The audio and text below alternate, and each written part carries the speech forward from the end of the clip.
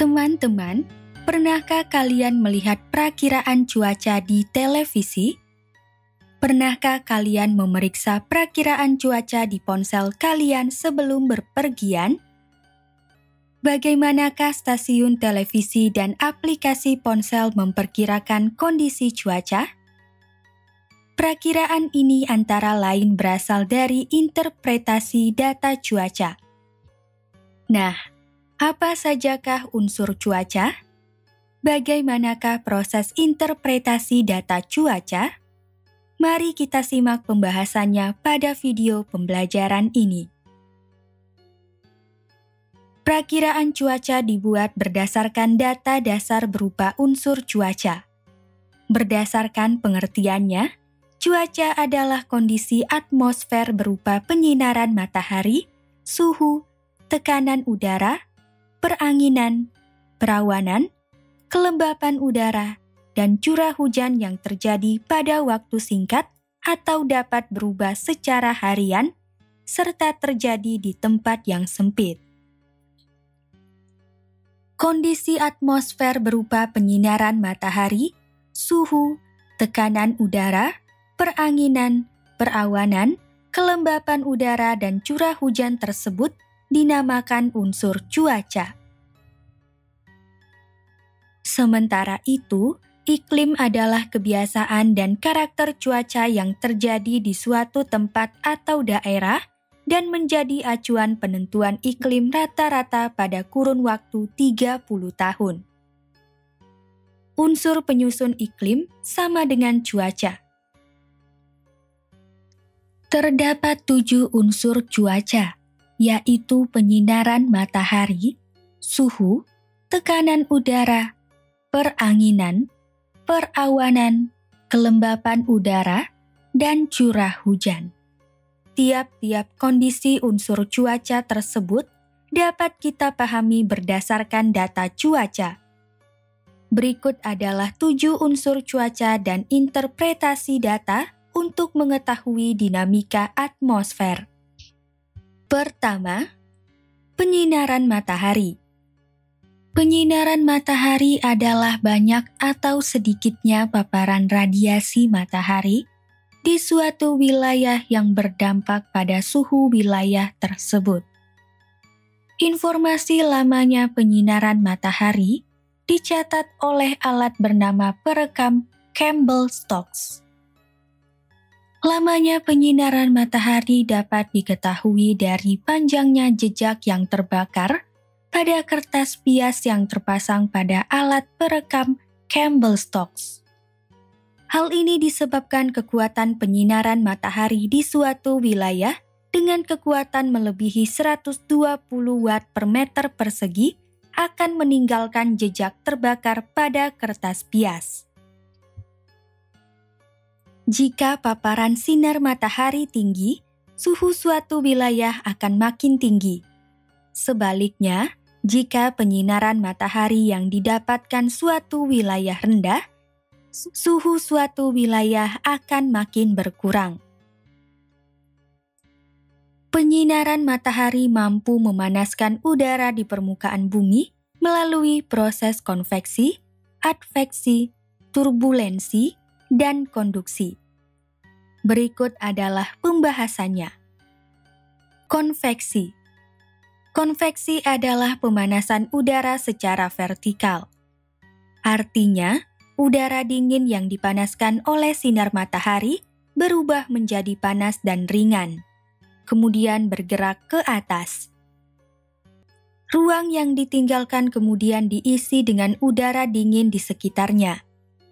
Siklus ini terus berulang dan terus memanaskan udara.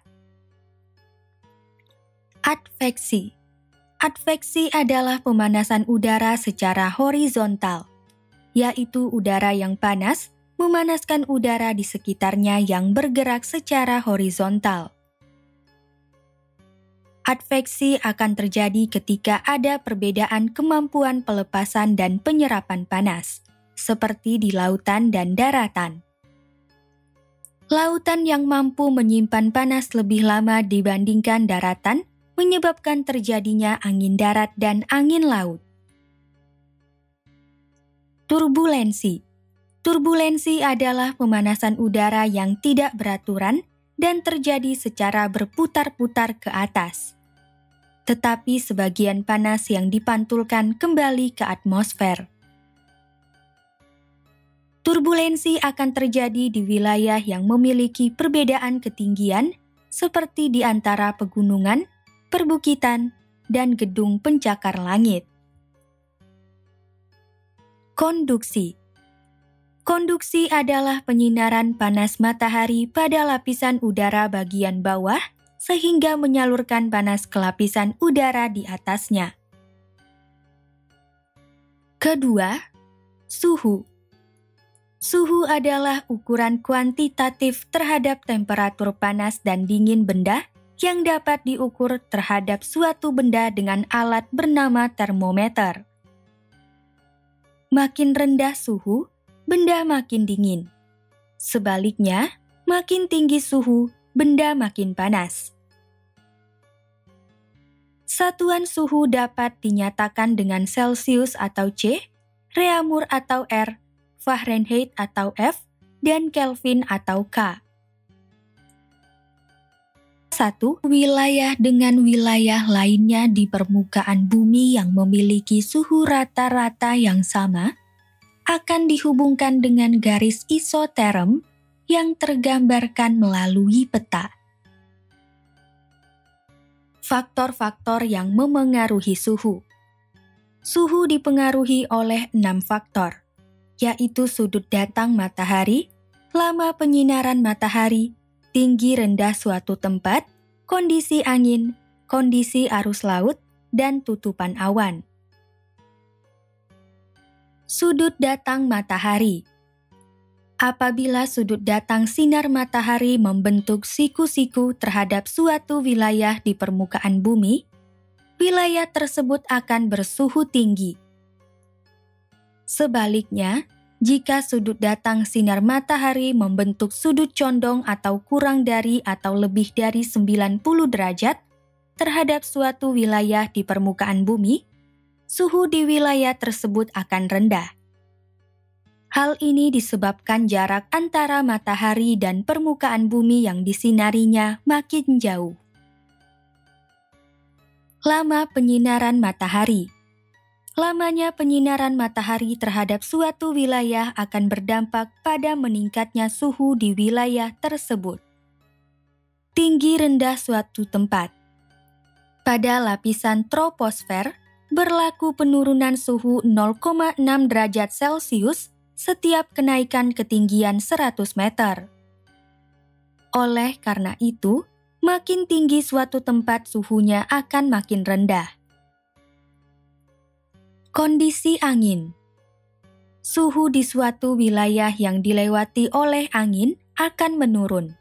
Hal ini disebabkan pergerakan angin dari suatu tempat ke tempat lain mengakibatkan suhu antar wilayah akan bercampur dan berdampak pada meratanya suhu antar wilayah. Kondisi arus laut. Suhu suatu wilayah yang dilewati oleh arus laut akan makin turun. Hal ini disebabkan arus laut bergerak dari satu wilayah ke wilayah lainnya, sehingga suhu antar wilayah tersebut bercampur dan merata. Tutupan awan. Makin banyak awan pada siang hari yang menutupi atmosfer, suhunya akan makin rendah sebab panas matahari terhalangi oleh awan. Namun, pada malam hari, banyaknya tutupan awan membuat suhu di suatu tempat akan makin panas. Hal ini disebabkan awan mampu menyimpan energi panas yang dipancarkan oleh matahari pada siang hari. Ketiga, tekanan udara. Tekanan udara adalah tenaga yang bekerja untuk menggerakkan massa udara dalam tiap satuan luas tertentu akibat pergerakan dari massa udara di atasnya. Oleh karena itu, makin rendah suatu tempat, tekanan udaranya makin tinggi, sebab makin besar tekanan massa udara di atasnya.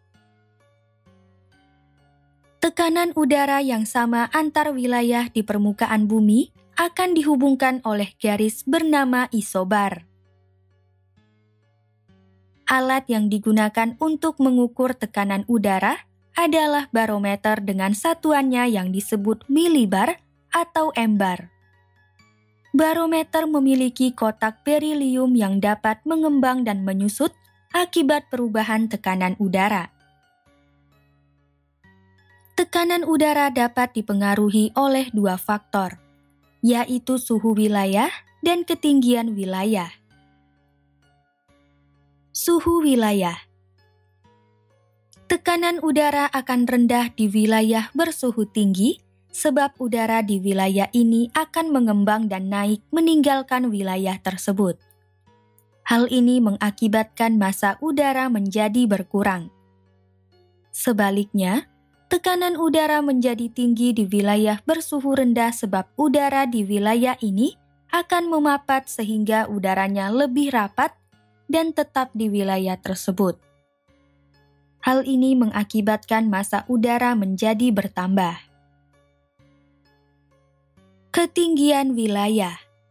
Tekanan udara menjadi tinggi di wilayah yang rendah atau dekat dengan permukaan bumi, sebab tingginya ruang udara di atasnya yang menekan wilayah tersebut. Sebaliknya, tekanan udara menjadi rendah di wilayah yang tinggi atau jauh dengan permukaan bumi sebab rendahnya ruang udara yang menekan wilayah tersebut. Setiap penambahan ketinggian wilayah 30 meter akan terjadi pengurangan tekanan udara sebanyak 3,5 milibar. Perbedaan tekanan udara ini akan mengakibatkan timbulnya angin yang bergerak dari wilayah bertekanan tinggi ke wilayah bertekanan rendah. Keempat, peranginan. Angin adalah udara atau zat gas yang bergerak. Angin dapat diukur dengan anemometer yang berfungsi untuk mengukur kecepatan angin serta bendera angin yang berfungsi untuk mengetahui arah angin. Angin bergerak dari wilayah bertekanan maksimum atau tinggi ke wilayah bertekanan minimum atau rendah. Wilayah bertekanan maksimum merupakan wilayah yang bersuhu rendah serta udaranya memadat dan rapat, sehingga hal itu memberikan tekanan yang besar di wilayah tersebut.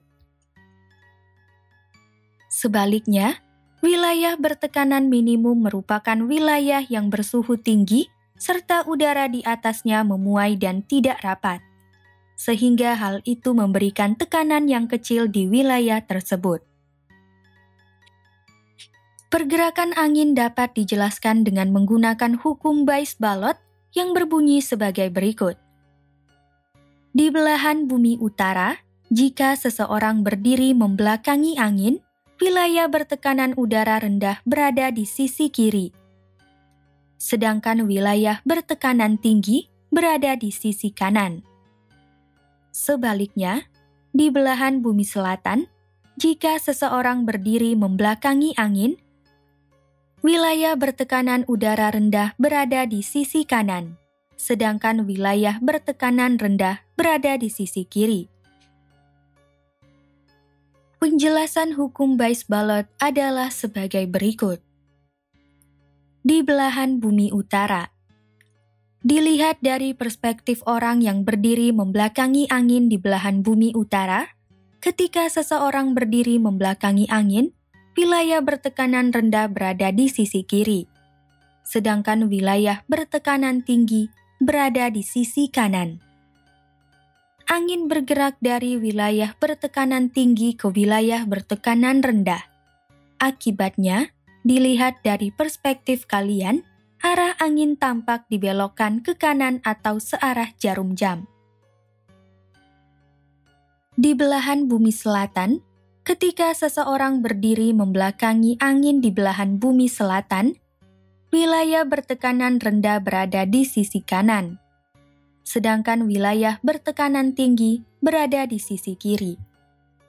Angin bergerak dari wilayah bertekanan tinggi ke wilayah bertekanan rendah. Akibatnya, arah angin tampak dibelokkan ke kiri atau berlawanan arah jarum jam.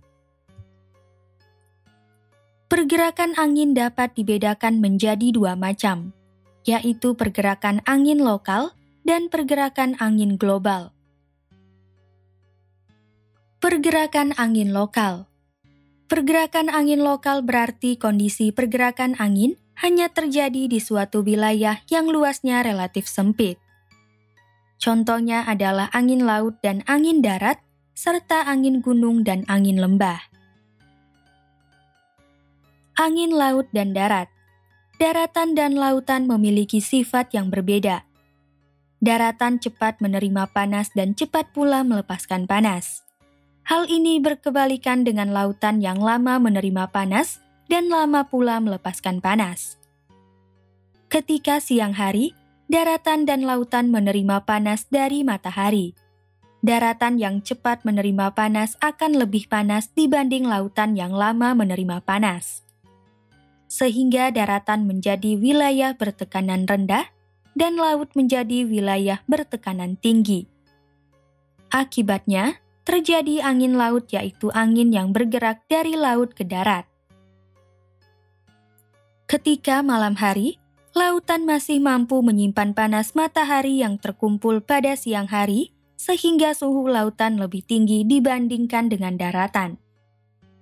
Dengan demikian, lautan menjadi wilayah bertekanan rendah dan daratan menjadi wilayah bertekanan tinggi. Akibatnya, terjadilah angin darat, yaitu angin yang bergerak dari darat ke laut. Angin gunung dan lembah. Gunung dan lembah memiliki kecepatan yang berbeda dalam menerima panas. Gunung terlebih dahulu menerima panas dibandingkan dengan lembah, sehingga suhu gunung lebih tinggi dibandingkan dengan suhu lembah. Akibatnya, gunung memiliki tekanan udara yang lebih rendah dibandingkan dengan lembah, sehingga terjadi angin lembah. Sebaliknya, saat malam hari, suhu gunung lebih cepat mendingin dibandingkan suhu lembah. Hal ini mengakibatkan gunung menjadi wilayah bertekanan tinggi, sedangkan lembah menjadi wilayah bertekanan rendah, sehingga terciptalah angin gunung. Pergerakan angin global. Pergerakan angin global berarti kondisi pergerakan angin yang terjadi di wilayah yang luas. Contohnya adalah angin pasat, antipasat, dan angin monsun. Angin pasat.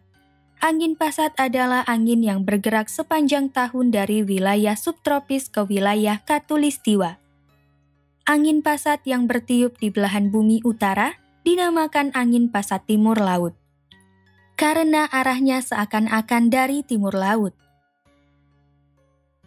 Sementara itu, angin pasat yang bertiup di belahan bumi selatan dinamakan angin pasat tenggara, karena arahnya seakan-akan dari tenggara. Angin antipasat. Angin antipasat adalah angin yang bergerak sepanjang tahun dari wilayah subtropis ke wilayah kutub. Angin antipasat yang bertiup di belahan bumi utara dinamakan angin pasat barat daya, karena seakan-akan berasal dari arah barat daya. Sementara itu, angin antipasat yang bertiup di belahan bumi selatan dinamakan angin antipasat barat laut, karena seakan-akan berasal dari arah barat laut. Angin monsun. Angin monsun atau monsoon adalah angin yang berubah arah setiap 6 bulan sekali. Angin monsun terdiri atas angin monsun barat dan monsun timur. Monsun barat bertiup dari belahan bumi utara pada bulan Oktober hingga April yang menyebabkan musim hujan di Indonesia. Sementara itu, monsun timur bertiup dari belahan bumi selatan pada bulan April hingga Oktober yang menyebabkan musim kemarau di Indonesia. Kelima, kondisi awan. Awan adalah kumpulan uap air atau kristal es pada atmosfer yang terjadi karena pengembunan dan pemadatan uap air yang terdapat di udara.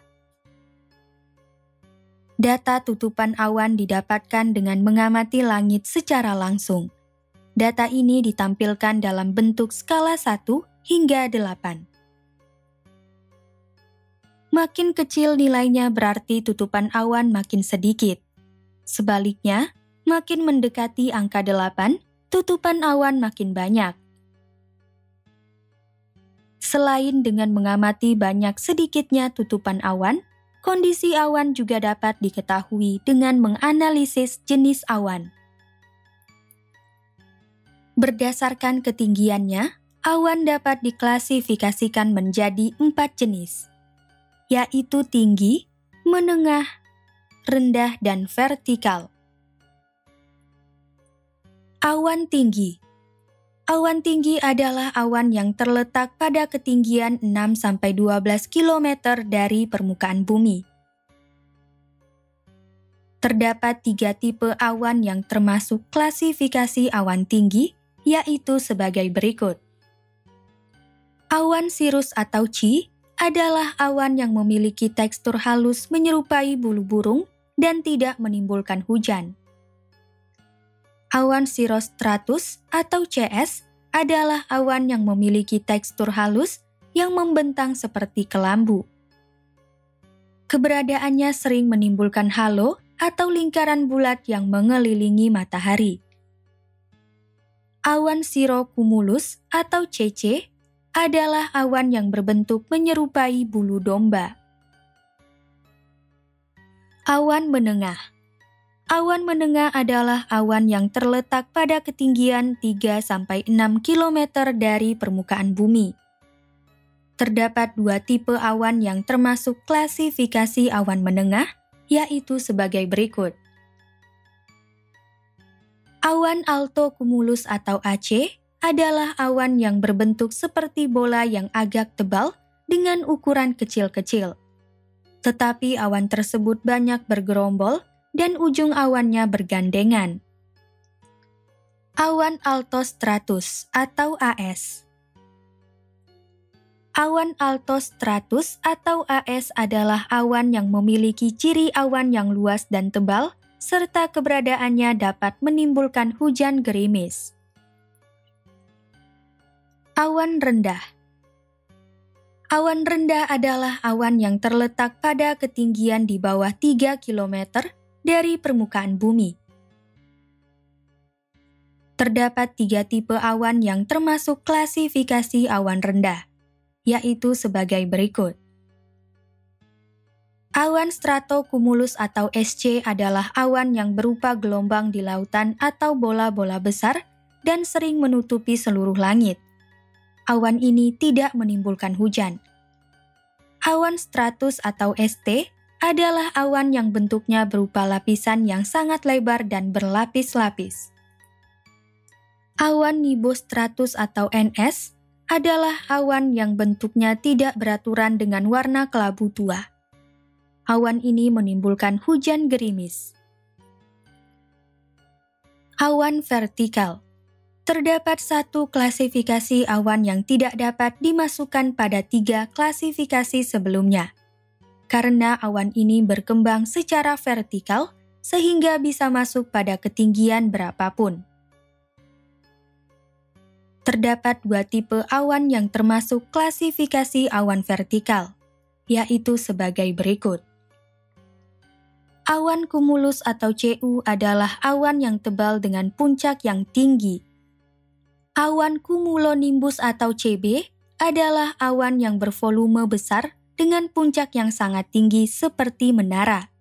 Keberadaannya sering menimbulkan badai dan hujan lebat. Keenam, kelembapan udara. Kelembapan udara adalah jumlah uap air yang terkandung dalam udara. Kelembapan udara dapat diukur dengan alat bernama hygrometer. Kelembapan udara dapat dibedakan menjadi 2 jenis, yaitu kelembapan mutlak dan kelembapan relatif. Kelembapan mutlak.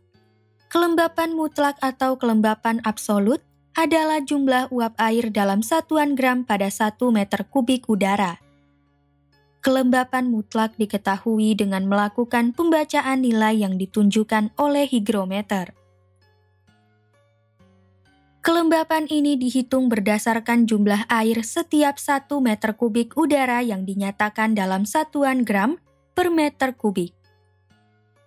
Kelembapan mutlak diukur dengan menghitung jumlah uap air maksimum yang dapat ditampung oleh udara tersebut atau nilai jenuh udara. Rumusnya adalah sebagai berikut.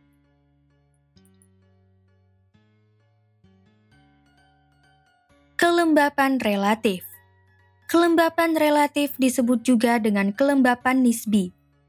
Kelembapan relatif adalah persentase perbandingan antara jumlah uap air dalam udara saat pengukuran, atau kelembapan mutlak, dan jumlah uap air maksimum yang dapat ditampung oleh udara tersebut atau nilai jenuh udara.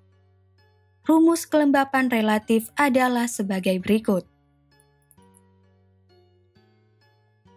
Ketujuh, curah hujan. Curah hujan adalah banyaknya air hujan yang jatuh pada suatu tempat di permukaan bumi dalam jangka waktu tertentu. Hujan adalah jatuhnya butir air atau es dari troposfer ke permukaan bumi. Curah hujan dapat diukur dengan berbagai alat. Salah satunya adalah pluviometer. Hujan dapat terbagi menjadi 3 jenis, yaitu hujan zenital, hujan orografis, dan hujan frontal. Hujan zenital. Hujan zenital atau hujan konveksi terjadi akibat massa udara yang banyak mengandung uap air naik secara vertikal.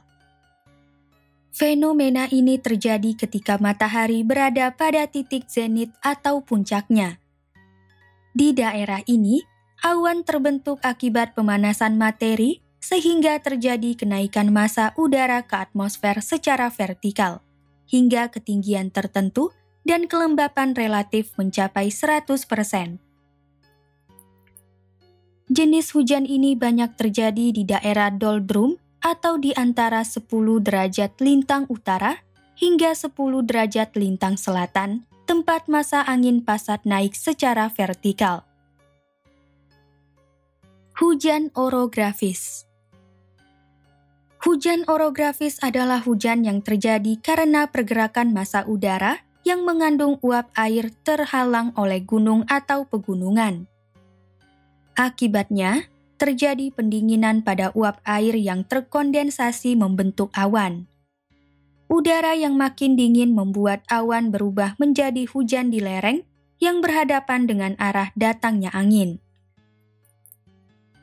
Sebaliknya, angin yang semula membawa massa uap air ini menjadi bersifat kering dan mampu meneruskan pergerakannya ke arah lereng lainnya. Angin kering inilah yang disebut dengan angin fon. Hujan frontal. Hujan frontal adalah hujan yang terjadi karena massa udara panas bertemu dengan massa udara dingin. Pertemuan massa udara yang berbeda temperatur tersebut menyebabkan terjadinya kondensasi. Dari pertemuan ini terbentuklah awan badai siklon yang jatuh sebagai hujan. Batas antara udara panas dan udara dingin inilah yang dinamakan dengan bidang front. Pada bidang tersebutlah pembentukan awan terjadi dan jatuh dalam bentuk hujan frontal. Hujan ini dapat ditemui di daerah sedang, yaitu 35 derajat hingga 65 derajat lintang utara, dan 35 derajat hingga 65 derajat lintang selatan. Persebaran hujan memiliki 6 tipe yang dibedakan berdasarkan letaknya, yaitu ekuatorial, tropik, monsun, kontinental, maritim, dan subtropik. Ekuatorial. Hujan ekuatorial adalah hujan yang muncul di sekitar daerah ekuator. Tipe hujan ini memiliki puncak minimum pada saat matahari berada paling jauh dari daerah tersebut. Sementara itu, Puncak maksimumnya berada saat matahari berada paling dekat dari daerah tersebut. Tropik. Hujan tropik berada pada posisi 0 hingga 3,5 derajat lintang utara dan 0 hingga 3,5 derajat lintang selatan. Tipe hujan ini memiliki puncak maksimum, yaitu pada saat matahari berada di daerah tersebut. Monsun. Hujan monsun berada di wilayah yang mengalami angin monsun. Angin monsun adalah angin musim yang bersifat periodik. Biasanya, angin monsun terjadi terutama di Samudra Hindia dan sebelah selatan Asia. Tipe ini memiliki puncak minimum saat musim kemarau dan puncak maksimum saat musim hujan. Kontinental. Hujan kontinental ini dapat disebut sebagai tipe hujan lokal yang terjadi saat musim panas. Pada musim panas, daerah dataran memiliki suhu yang lebih tinggi sehingga angin bertiup ke daerah tersebut dan membentuk hujan konveksi. Sementara itu, pada musim dingin, di wilayah ini jarang terjadi hujan. Maritim. Hujan maritim adalah hujan yang terjadi sepanjang tahun. Hujan maritim umumnya terjadi di pulau-pulau yang berada di tengah samudera. Subtropik. Hujan subtropik adalah hujan yang memiliki satu puncak maksimum, yaitu saat pertengahan tahun yang terjadi di daerah subtropik. Kesimpulan, pada atmosfer, terutama lapisan troposfer, terjadi fenomena cuaca. Cuaca dibentuk berdasarkan unsur-unsur berupa penyinaran matahari, suhu, tekanan udara, peranginan, perawanan, kelembapan udara, dan curah hujan. Hasil interpretasi dari tiap-tiap unsur dapat digunakan untuk mendapatkan manfaat dari data unsur cuaca.